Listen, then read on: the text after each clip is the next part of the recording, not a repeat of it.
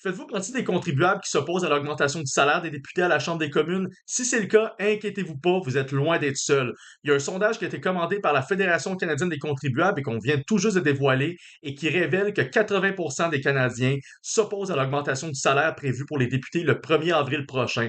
On parle d'une augmentation de salaire de 4,2% qui est donnée sans aucune forme de vote, ni aucune forme d'évaluation de performance et encore moins de consultation des parties prenantes qui payent ce salaire-là, c'est-à-dire les gens comme vous et moi. Et c'est aussi en réponse au fait qu'il y a un député à la Chambre des communes du nom de Mike Dawson qui a récemment indiqué son intention de refuser son augmentation de salaire. Malheureusement, bien que ce soit un geste de leadership qui est très fort et qui démontre une véritable solidarité à l'égard des contribuables et des familles qui en arrachent face à l'augmentation du coût de la vie, Mike Dawson est malheureusement le seul député présentement sur les 343 élus à s'opposer à cette augmentation de salaire. Clairement, il y a une déconnexion entre la volonté des contribuables et la volonté des élus. Et ça, ben, c'est pas tout à fait un reflet d'une démocratie très saine.